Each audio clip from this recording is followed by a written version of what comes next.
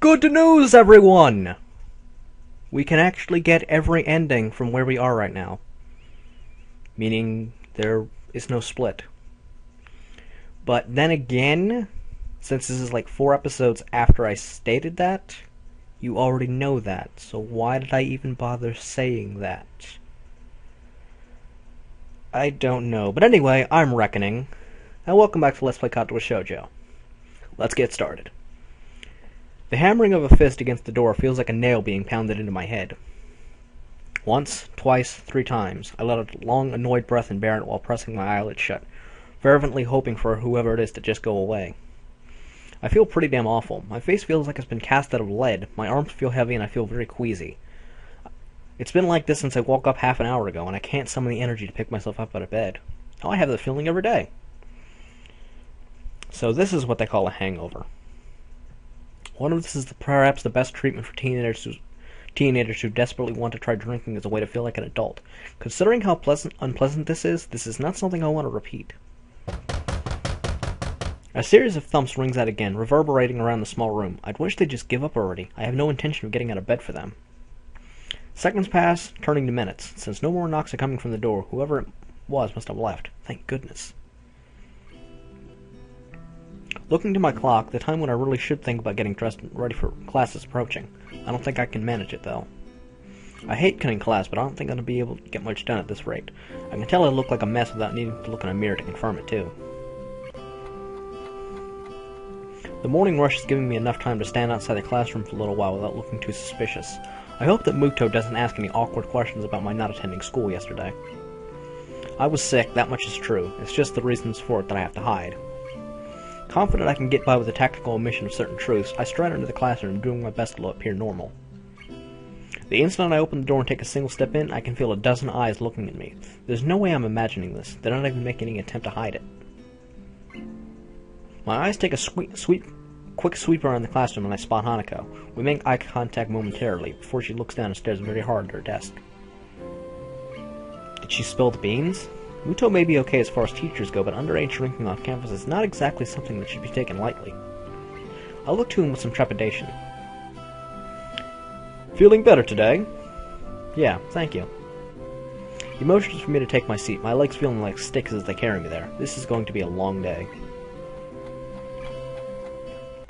As soon as the lunch bell rings, I'm on my way to Hanako's desk to ask her what's going on. Hanako, did you tell... She looks up at me and shakes her head. That's a big relief. It's just... Well, hello there, Hee-chan. It's nice to see you again today. I grimace and turn toward the unmistakable voice coming from behind me. That was way too upbeat a tone of voice to feel comfortable, even from Misha. Misha's happy smile is nothing out of the usual. Shizune's, though, is a very bad sign. The one she wears has become notched into my brain as her "I have got you 7 ways from Sunday" smile. Hi, Shizune. Misha, you look, happy to see me. Not feeling well yesterday, Hee-chan? No, I wasn't, but I'm feeling better now, at least. That's good to know, Hee-chan. Why do I get the feeling that Shizune is leading me into a trap? You sound like you're not being completely serious. Oh no, Hee-chan, we're genuinely pleased that you're all better now. Shizune is positively overflowing with happiness. There's only one reason why she would be like this. Oh no. In fact, we were quite worried about you. After all, you, Hanako, and Lily were all absent from class on the same day. Yep, she's got us. So thoroughly that all I can do is sigh in defeat. I guess you have your own theories about this. Could you just kinda not tell anyone? It's a bit late for that, Hee-chan. I suppose she's right, considering the looks I got as I entered class. Still, things only seem to be at the level of vague suspicion rather than outright accusations, so we'll probably be fine. Hanako's face sinks a little further. Such attention is troublesome enough for me, let alone for her. Going by Shizune and Misha's reactions, I think they notice this as well. The only reason we're giving you such a hard time is that you ignored us yesterday morning. Yesterday morning? Takes a while to recollect what happened then, given the haze induced by the generally awful state I was in at the time. Oh right, the knocking. That was you two? It was, and you left this there for ages until after we'd taken all the effort to coming to your dormitory early in the morning. Sorry, I was having a problem with nausea. They're not buying it. I can't blame them. Shizune's head drops in resignation before she reaches into her pocket. Something white and yellow can be seen sticking out a little, and she pulls it out. It turns out to be an envelope with very bright decorations on it. Since she points it toward me, I duly take it. This is what we're trying so hard to give you, Hichan. You don't check your... I tune out the sound of Misha's voice as my eyes register what's written on the envelope. Iwanako. I stared at the envelope for a moment before suddenly remembering that there are people around me. There's a very strange, somewhat invasive feeling about their expressions. I kind of want to be alone right now. Iwanako? It's nothing. Thank you for bringing this, you two. I should think so after we went through to get it to your... I step back and say my goodbyes. Misha theatrically pouts even as I go out the door, but Shizune and Hanako remain very visibly curious about my reaction. I hope they won't interrogate me on this later. The smell of the gardens is, as always, a very pleasant sensation. Some of those most visible signs of how well-funded the school is, aside from its sheer size, are the expanse and condition of the grounds. A good number of students can be seen eating lunch, chatting and playing on the bright green lawns. Even some of the staff is enjoying the summer here, keeping watch over the students and idly walking along the long concrete paths. I'd never seen a sight like this in my home city. On excursions, maybe, but certainly never in the school or anywhere near where I lived. Even the bench I sit on to read is warmer thanks to the summertime sun, reminding me of why I haven't worn the school blazer even once yet. Considering this, the sunflowers and splashes of vibrant yellow coloring adorning the paper are quite appropriate for the time. If only the words written on it were as well. Here I was, thinking I'd managed to get over her, when this troublesome thing shows up. Her handwriting looks vaguely familiar at best, and now that I see it again, I remember that she used to write in pink pen a lot. She was always very girly, for lack of a better term. She was also quite fragile. I never knew if I liked this aspect of her or not, though with the arrival of this letter, that question seems to have become largely moot. The letter begins with not much more than an update on the state of things going on in her life. My old class had a good start to the school year. Many are anxious about the exams that will be coming up in the future, etc. But it ends on a very personal, if brief note. It feels like she wrote most of the letter just to try and soften the blow from the ending. I wanted to somehow express my feelings, but the right words didn't come to me. I couldn't really say anything to comfort you. I'm really sorry for not being able to support you when it mattered the most, even though I like you so much. At least now, finally, I can be more honest. If I can go back to those quiet days in February and March, I'd tell you not to give up on yourself. That's what I would say. Maybe you wouldn't have drifted so far away if I just said something. I hope you've managed to get back on your feet on your own. Now that the distance between us is also physical, it also feels more final somehow. I wonder if we will meet again. Perhaps it's for the best if we don't. Still, if you'd like to correspond with me, by all means, write me back. I'd very much like to hear about your new school and how you're doing. I wish you all the best. Sincerely, Iwanako. And so, that's that. Our relationship's over. Nice, neat, and tidy, and no ambiguity. I hadn't held on to any illusions that it could ever begin anew. The last time she visited me, neither of us said a thing, except for the one word she says she left for the last time. Goodbye. Be that as it may, this feels more final. The capstone on an experiment that both of us tried and failed at. A loud shout draws my eyes away from the letter. It's some students horsing around with one of the teachers standing nearby coming over to talk to them. Are you okay? A tentative voice comes from my side. For a moment I assumed to be Hanako, but it's actually Yuko. Oh, hello, Yuko. Thought you'd be in the library. She gives a cheerful smile, one quite fitting the atmosphere, and flourishes the empty wrapper of a roll in her hand. She must have someone else covering for her while she grabs something to eat. It reminds me that I haven't had anything to eat yet. I don't feel hungry, though, and skipping one lunch won't hurt. Mind if I sit here? Sure, go ahead. I quickly slide the letter back into its envelope, slipping it inside my bag propped against the side of the bench as Yuko takes a seat. She drops the wrapper into a bin beside us. Without much else to do, I lean back and take what enjoyment I can from the sun, silently reflecting on the letter. The lush lawns, the clear blue skies, everything looks so different from the way it did back then. Even the school surroundings, from the hills on to the woods around it, are completely opposite to the urban scenery I remember. Maybe this is what it's like to feel homesick. Then again, it's not an outright bad sensation. The feel of the area around Iwanako, while very different, is also nice. I think I can get used to it. Hey, Cassell?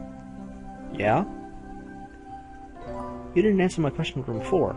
I wasn't going to say anything, but you still look troubled. If you don't want to say anything, though, that's okay. I don't mind at all. I'm sorry for asking something strange like that. I don't mind. It's just, I got a letter from someone I knew before I came to Iwanako. Made me think about some things. I thought I'd managed to get over most of the problems that my accident caused, but now I'm not really so sure. Kinda wish I'd never seen it. I don't think that's good, Hisao. When my boyfriend left me, he did so very suddenly. He never let me know why. At first I was very depressed about it, but I decided to forgive him. You forgave him? Couldn't he at least talk properly with you about it? He was always one of those people that found it difficult to come close to others. In the end, I decided that I fell in love with him for a reason. He was a good person, and I think that if I'd just been in his position, I probably would have found it just as hard to try and talk to him. I don't really see the connection to the letter I got. I mean that, how should I put this? It must have been very hard for that person to send the letter, and if they did, I think they must have thought very hard about exactly what to say. Iwanako managed to write this letter and bring a final close to our relationship, something that I'd never managed to do. Whereas here I am trying to protect and help Hanako as best as I can, especially with Lily leaving for a while, and I'm not even able to deal with my own problems. Does that make sense? She's taken my non-response and furrowed brow as doubt. She really reads faces too much, just like a certain other person. Yeah, that makes sense. The letter was just kind of a shock, really. I think I tried to fool myself into thinking that my life reset when I came to Iwanako, but now I'm suddenly aware that it didn't. I'm at a bit of a loss about how to deal with these feelings. I think that's something I can't really help you with. Sorry. It's fine. I think being able to talk with you helped me get things sorted out a bit better in my head, so thank you anyway. She nods and smiles sweetly. Yuko's a nice girl, so it's a shame she's so highly strung so often. The school bell ringing out startles us both. I was supposed to be back before the bell. Oops. She jumps off the bed and almost races off without a second word, but turns on her heel as she remembers she was talking to me just now. I'll see you later, Hisao. Cheer up, okay? I'll try to. Thanks, Yuko.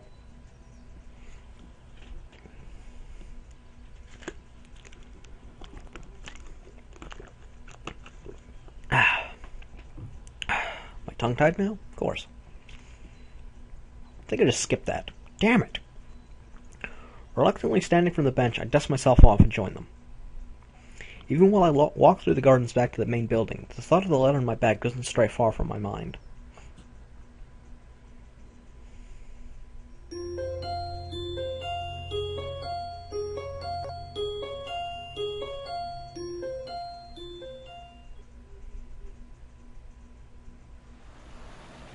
The feeling of walking through the streets is one of very deep nostalgia. While Iwanako may be like the reverse of where I lived in the past, the city at night is amazingly familiar. My eyes are moving constantly from the bright electronic screens glowing high in the night sky, to the street lamps piercing the darkness with their light, to the businessmen enjoying themselves after work and the busily talking couples on dates. Even if I didn't want to, I can't help soaking in every aspect of the city. I savor its familiarity like a sweet candy sitting on my tongue. Lily's walking to my left with her cane swaying to and fro, holding on to her sister's arm for guidance while talking to her. Compared to traveling by taxi or bus, being driven by Akira in her rather nice car was a much more enjoyable experience. Maybe not for the person on my right, though. While Lily was used to her sister's driving style and I quite liked a bit of excitement, Hanako was holding very tightly to the door for most of the trip. Everything looks so pretty at night. Hanako quickly looks down yet again as she accidentally catches someone's gaze. Yeah, it does. My answer isn't very thoughtful, since I'm distracted by so many thoughts that I find it hard to keep up on the small talk. One of those distractions, aside from the city sights, is how Hanako looks. This is the first time I've seen her in something other than a school uniform or her pajamas. It gave me pause when I first saw her outfit when we met up at the school gate. Considering how much her head is lowered when people walk near us, I imagine that the hat she wears is more than a fashion statement. While initially I was wary of Lily's plan to take us out into the city, when night fell it became obvious that she had thought about this. Not many people have paid Hanako much heed since the darkness hides her scarring well.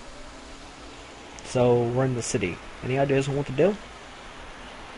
Akira beams a smile. Something tells be that she's been the one who's making this particular decision, even if her sister may have proposed the outing in the first place. You'll see. Just follow us. I nod and try my best to stifle a grimace. After what happened during Hanako's birthday party, I don't trust Akira's judgment all that much. We keep walking, and I notice that we're passing more and more cafes, restaurants, and other eateries. Every once in a while, a drunken man in a suit comes out of a bar, usually being supported by another, but for the most part, the customers around this part of the city look young and fashionable. Different kinds of music come and go as we pass by each business. The discord created by the overlap should be grating, but it reminds me so strongly of the times I spent in the city with my old friends that I don't mind. Hanako and I have started to drift a little apart from Lily and Akira. That comes to a stop when I hear a soft thud from beside me. Sorry. By the time she rights herself from her apologetic bow, the middle-aged businessman she bumped into is walking away after mumbling a half-hearted apology. Hanako looks a little put off by the experience, and as she quickly skips ahead to match my pace, I notice her head hanging low once more. She probably bumped into him because she was looking downward and not where she was going. I step to the side a little and put one hand on her far shoulder, drawing her closer. Miss Al? It's okay, you can walk closer to me if you want. Hanako hesitates, but eventually nods in assent. After a couple of times when I thought we'd arrived at Akira's destination, we reach our target. By now, we're below the elevated walkways, and past the most garish and brightly lit places. I'm a bit surprised. The average age of those around us is distinctly older, and the smell of cigarette smoke is pretty thick. The area is far from seedy, though, and it's a little amusing to see Lily's reaction to the smell of the smoke. While it's masked by the low talking of those around us, jazz and music can be heard emanating from inside. Looking up at the dimly lit sign, it becomes obvious why. A jazz club. I have to admit, this isn't what I expected. Lily gives an amused snort and a smile. Somehow I feel I should have known it, Akira. As we talk outside, I notice more and more odd sideways glances directed our way. People awkwardly catch themselves staring and look away, but that just makes it more obvious. I had noticed this occasional while we were walking, but it's more pronounced now. I've never experienced anything like that in my life. An average-looking Japanese teenage guy, a little taller than normal, isn't the type to draw attention without making an effort. Hey, come on, just because you're teenagers doesn't mean you can't have a taste, right? Well, I don't really mind the music if that's what you mean. I don't mind it either. She's only just managing to force the words out. It contrasts heavily to when she's alone in Iwanako, and it disappoints me a little that she's so highly strung for what's supposed to be a good time out on the town. It's hard to read Hanako's face as she keeps looking downward. It's little wonder if she doesn't often come out into the city because of this, and it makes me a little thankful that my own scarring is easily hidden. Lily has a similar way of attracting people's gazes, but the reason for it is clearly different. She hardly looks like a native, but the same can be said for her sister. That much is far from noticeable than her blindness from a distance. She may not be able to see this for herself, but I have little doubt she can hear the odd whispered phrase from people who think that they're out of earshot. Be that as it may, she doesn't seem to show any sign of either annoyance or pleasure at the attention. Akira is still as confident as ever, though. Flashing a smile, she strides in with Lily by her side and the two of us following behind.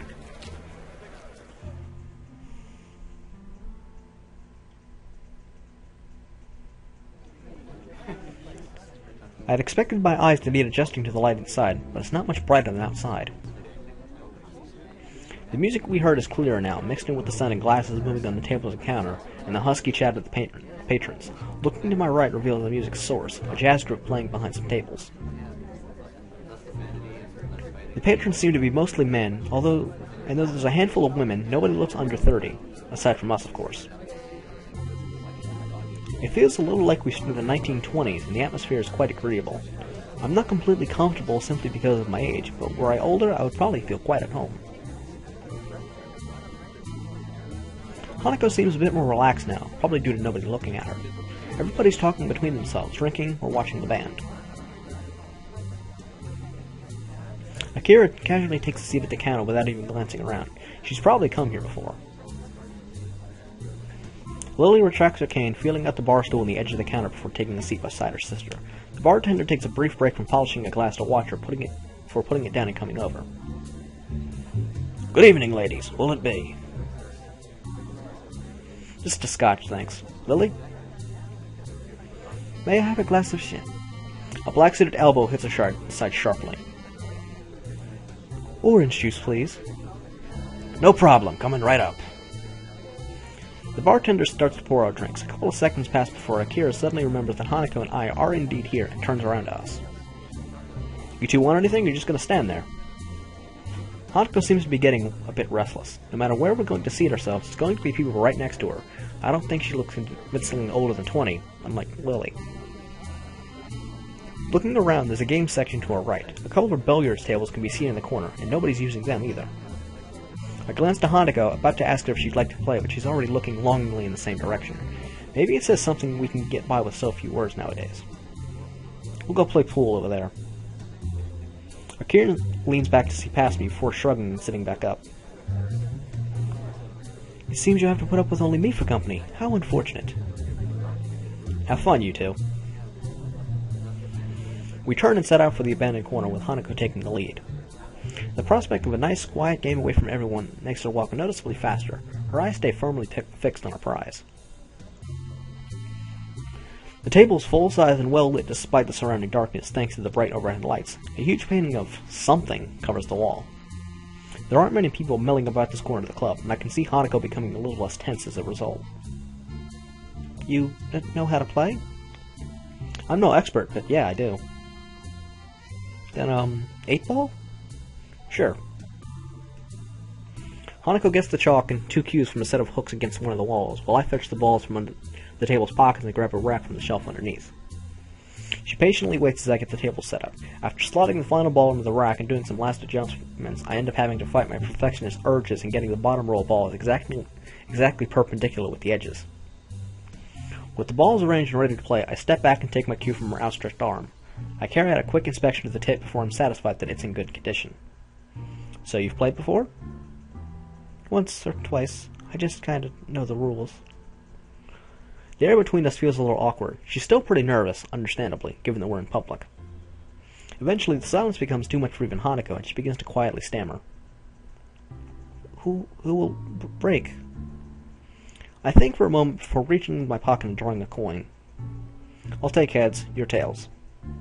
After a nod of agreement from Hanako, I flick the coin up in the air, catch it, and flip it over in the back of my left hand. Looks like it's you that gets the break. Hanako nods again before taking up her position at the end of the table. She's not usually this quiet around me, but I'm not wholly sure if it's because the tidbit of information about her past slipped out moments ago. The cue comes back in a practiced gesture before smacking dead into the center of the cue ball with a thud. The white ball skates across the smooth green expanse before smashing into the carefully arranged balls at the other end. Balls skitter around the table at high speed. The break was good, with the balls being nicely distributed around the table. My eyes are already flicking from one another to pick out the easiest candidates to pocket. Hanako retreats to the side and I take my shot. Well done. It's only after Hanako says this that I realize the ball I was shooting at was sunk. I look at her and notice a small smile on her face. It's nice how playing games seems to loosen her up a little. Guess I'm stripes then. I take a step back and let her take the next shot. She doesn't advance to the table. Rather, she looks down a little and rubs her arm. By now, I can identify this as one of her gestures that she means to say something, but isn't sure enough of herself to do it. What's up? It's just, you had a nice smile. Do you like playing this? I sigh and lean back against the table. I like playing, yeah. I think I was smiling because it's really nostalgic, though. Hanako tilts her head quizzically. Me and my friends used to play pool in the game centers near where we live pretty often, and at night, too. Wouldn't your parents? My parents both were, so they didn't mind me not being in the house. I stayed on top of schoolwork pretty easily as well, so there was plenty of time to do other stuff at night. Our conversation dies down, with Hanako's timidity getting the better of her. In response, I get off the table and let her take her turn shooting. There aren't many solids in easy positions, so Hanako bends down and takes a while to line herself up properly. Hanako's expression is the same as when we play chess. A relaxed but focused concentration. Athletes sometimes talk about getting into a zone where nothing unnecessary enters their mind, and I wonder if that's something she can do. Her posture is good, better than mine to be sure. It's very close to a textbook method of playing, whereas I tend to contort myself into whatever position I feel is most natural for the shot I'm taking.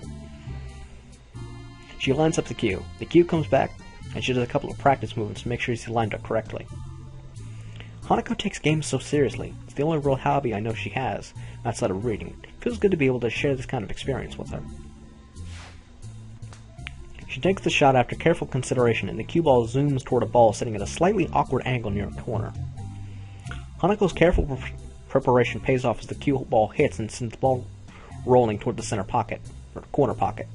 For a moment, it looks like it'll stop just on the lip of the hole, but it eventually tilts enough just to drop it in. Man, that was a hard shot. If you can pull that off, I don't think I have much hope. I'm not that good. It's not just the shot, though. Even when lining up, you look really serious. You're like this with chess, too. The praise makes her a little flustered. She sets the cue against the table and stands, turning to me. I just like those kind of things. Her fingers are twisting and turning tightly. When I was in the orphanage, I just kept doing the things I liked before. If I played games with the others, that was enough for the helpers there, so... I'd never thought about it that way. Staff in an orphanage would naturally want to have everyone socialize at least a little. It was okay for me to ask, what was it like for you at the orphanage? Why do you want to know? I've touched a nerve, but the fact that she responded at all shows that there's at least a chance she'll answer my question. Before, she would likely just have shrunk away from it without a word. I'll tell you, but... But? Could you tell me who Iwanako is? Iwanako? Oh, the letter. Wonder how long she's been waiting for the right opportunity to ask me this. I'm surprised, but don't hesitate. Sharing information is naturally a matter of give and take.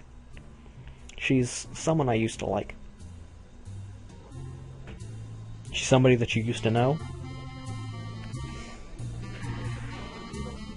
Her nervousness subsided, at least for the time it took to ask. Her curiosity is getting the better of her, and I feel a bit uncomfortable to be questioned of this, of all matters.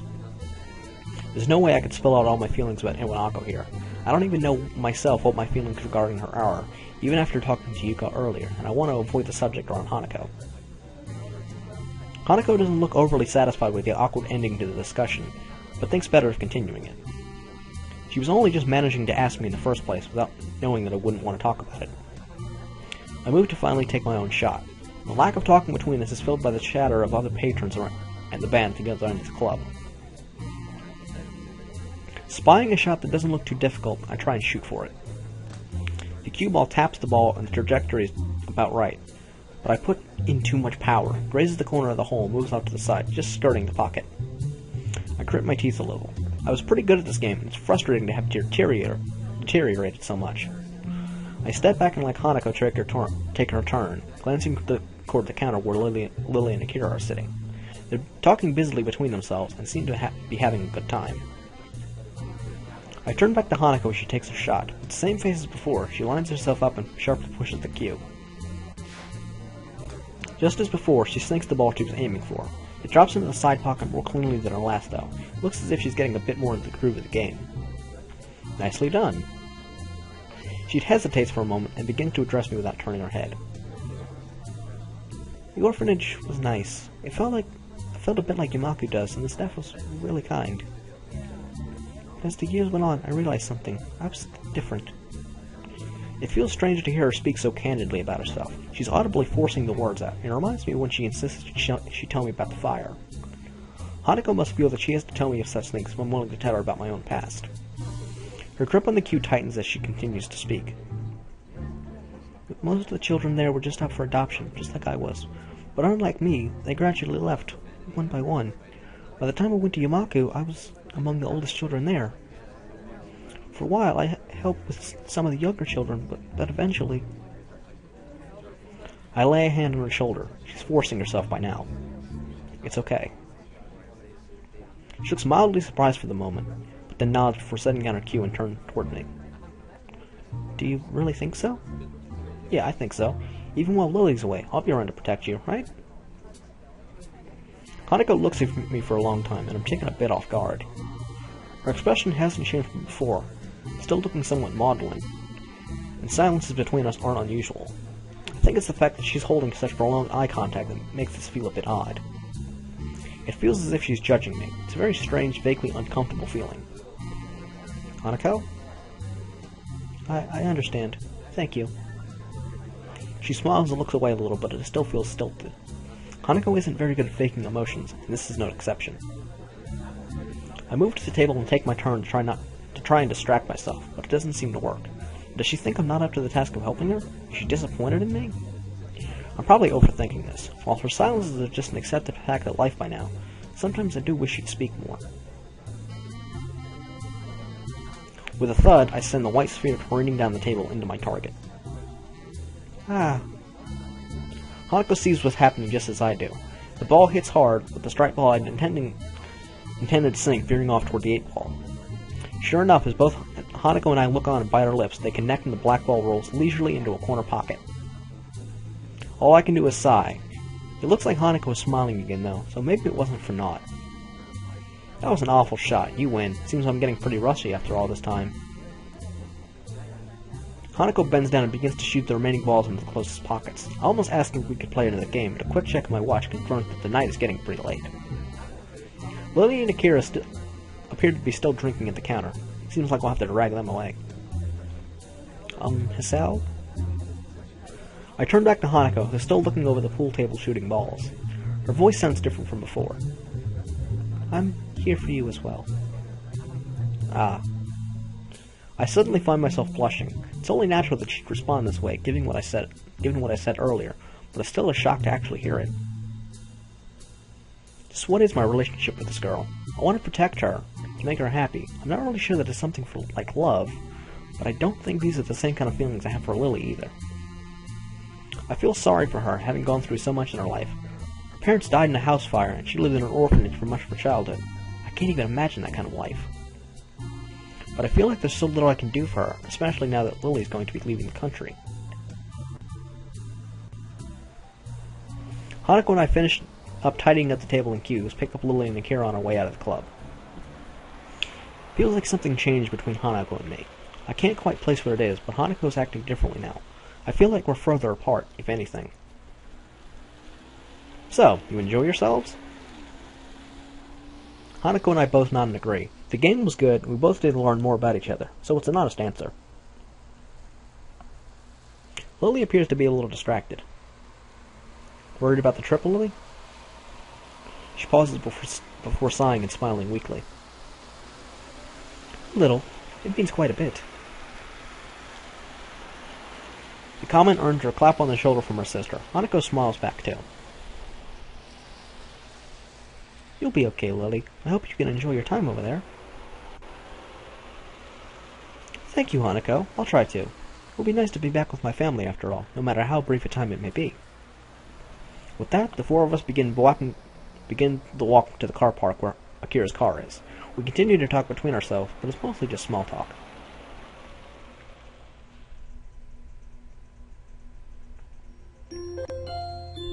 And that's probably a good time as any to end this part off. So, next time on Katawa Shoujo, we'll do something. I don't know what it is. But until then, I am Reckoning. You are the viewer. Leave me a like or favorite if you like this video. Leave me a comment telling me what I can improve on. And until next time, keep on reading.